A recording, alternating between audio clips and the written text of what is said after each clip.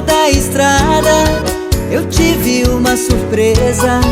Uma loira encantadora, bonita por natureza, me pediu uma carona.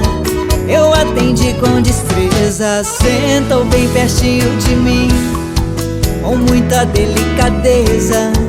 O meu carro foi o trono, eu passei a ser o dono, a rainha da beleza. Foi o dia mais feliz que o meu coração sentiu, mas meu mundo encantado de repente destruiu.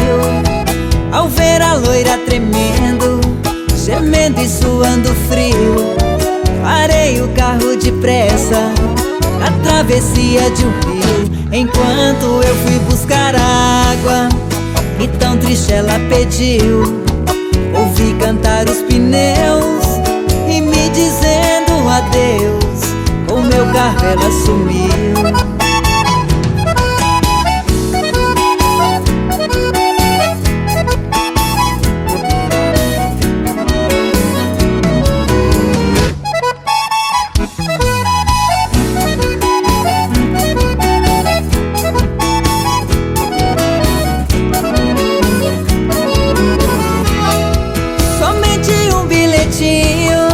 Na estrada eu encontrei, quando acabei de ler, emocionada eu fiquei.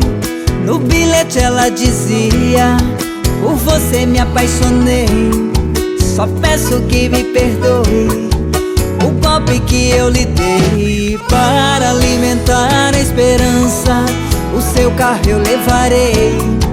Me procure por favor, quando me der seu amor, o carro lhe entregarei.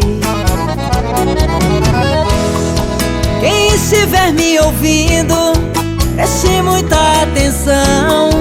O meu carro não tem placas, mas vou dar a descrição. É branco e tem uma loira charmosa na direção. Dou o carro de presente a quem fizer a prisão. Por ela ter roubado o carro, já dei absolvição, mas vou lhe dar um castigo. Vai ter que viver comigo por roubar meu coração.